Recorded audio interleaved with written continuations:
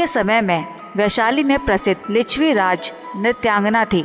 उसका नाम आम्रपाली था। उसे अम्पाली या अम्बपालिका भी कहा जाता था।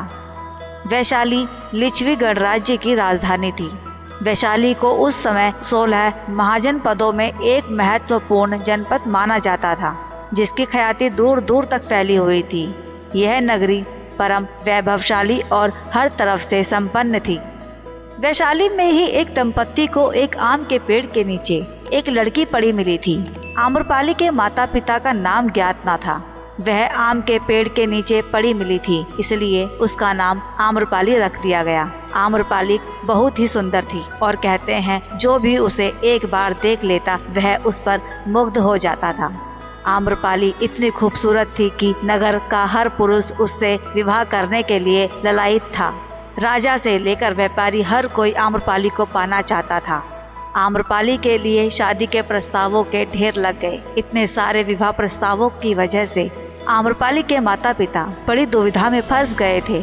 अगर आम्रपाली के लिए किसी एक को उसके माता पिता चुनते तो नगर के बाकी पुरुष खफा हो जाते। नगर में अशांति फैल सकती थी। मगध का राजा बिम्बिसार का पुत्र अजातशत्रु भी आम्रपाली पर मोहित हो गया था। आम्रपाली भी उससे प्रेम करने लगी थी। वैशाली एक लोकतांत्रिक राज्य था, जिसकी अपनी एक सांसद भी थी। जब आम्रपाली की खबर वैशाली सांसद के सदस्यों तक पहुंची, तो उन्होंने इस मुद्दे पर चर्चा करने का फैसला किया। उन्होंने तय किया कि वैशाली राज्य की एकता और शांति के लिए सभी की खुशी जरूरी है। इसीलिए आम्रपाली को नगर वधू बना दिया। आम्रपाली पूरे नगर की दुल्हन बन गई, जिसे अब हर किसी से प्यार करना था। इस तरह का निर्णय आम्रपाली को आजीवन नगर वधू और उसके पश्चात राज दरबार के नृत्य बनाकर छोड़ दिया। इतना ही नहीं, आम्रपाली के लिए एक बहुत बड़े और खूबसूरत महल की व्यवस्था की गई, जिसमें उसकी सेवा करने के लिए दासियों को भी लगाया गया। आम्रपाली के महल में सभी सुख सुविधाएं थी, लेकिन उसके ऊपर लगा सबसे बड़ा कलंक अमिट था। आम्रपाली को नगर वधू बनाने से वैशाली के लोग तो खुश हो गए, लेकिन इस तरह से आम्रपाली अपनी खूबसूरती का ही शिकार बन गई। एक बार की बात है, भगवान बुद्ध अपने शिष्यों के साथ घूमते हुए वैशाली नगर में पहुँचे। आम्रपाली महल में आराम कर रही थी। तभी उसके द्वार पर एक भिक्षु भिक्षा मांगने के लिए आया। जब भिक्षा देने के लिए वह दरवाजे पर आई तो उस भिक्षु को देखते रह गई। उस भिक्षु के प्रति आम्रपाली के मन में प्रेम उमड़ आया।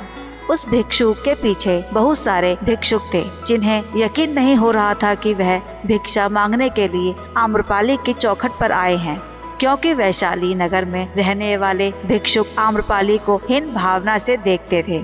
भिक्षा देने के पश्चात आम्रपाली ने भिक्षुक से आग्रह किया कि कुछ ही दिनों में वर्षा ऋतु प्रारंभ होने वाली है। मेरा आपसे आग्रह है कि इस समय अवधि में आप मेरे महल में ही ठहरें। इस आग्रह के प्रत्युत्तर में भिक्षुक ने कहा कि इसके लिए मुझे तथागत बुद्ध से अनुमति लेनी होगी। अगर इसके लिए वह सहमत हो जाएंगे तो मैं यहाँ रुक जाऊंगा। आम्रपाली की चौखट पर भिक्षा मांगने गया युवक जैसे ही लौटा, सबसे पहले भगवान बुद्ध को नमन किया और उन्हें सारी बात बताई। तुम वहाँ पर रह सकते हो। भगवान बुद्ध के इस निर्णय से अन्य भिक्षुक स्तंभ रह गए। उन्हें यकीन नहीं हो रहा था कि बुद्ध इस तरह का निर्णय ले सकते हैं। बुद्ध से आज्ञा लेकर वह भिक्षु आम्रपाली के महल में 4 माह रहने के लिए चला गया। तभी बुद्ध ने अन्य भिक्षुओं को आदेश दिया कि तुम अपनी दिनचर्या का पालन करो। मुझे उस पर पूरा यकीन है कि उसके मन में अब कुछ इच्छा नहीं है। यदि उसे वहाँ पर रहने के लिए आज्ञा नहीं दी जाती तो उसको आघात पहुँचता, क्योंकि उसका मन निर्मल है और मुझे पूरा यकीन है कि वह आम्रपाली से बिल्कुल भी प्रभावित नहीं होगा। जहाँ तक मैं उसे जानता हूँ उसका धम्म अटल है और वह आम्रपाली के सामने समर्पण नहीं करेगा। इतना ही नहीं, एक भिक्षु के लिए यह परीक्षा का समय है कि वह कितना अटल रह सकता है। हम सबको 4 महीनों का इंतजार करना पड़ेगा और यकीनन वह मेरे विश्वास पर खरा उतरेगा और लौट आएगा। वर्षा ऋतु चली गई। इसके साथ ही वह भिक्षु भगवान बुद्ध के पास लौट आया। अन्य भिक्षुओं ने देखा कि उसके पीछे पीछे आम्रपाली भी बुद्ध की शरण में आ गई। भगवान बुद्ध के पास पहुंचकर सबसे पहले आम्रपाली ने उनको प्रणाम किया और उनके उपदेश सुने। अंत में उसने भगवान बुद्ध और भिक्षु संघ को अपने घर भोजन के लिए आमंत्रित किया। उसने इतने सरल और प्रेम भाव से बुद्ध से विनती की कि बुद्ध मना नहीं कर सके। जब यह बात बुद्ध के शिष्यों को पता चली कि भगवान बुद्ध ने एक गणिका का आमंत्रण स्वीकार किया है, तो सबने इसका विरोध किया। भगवान बुद्ध ने बड़ी सरलता से अपने शिष्यों से कहा, मैंने तो उसकी प्रेम भावना देखी। उसने जिस भावना से मुझे बुलाया है वह बिल्कुल पवित्र और निश्चल था।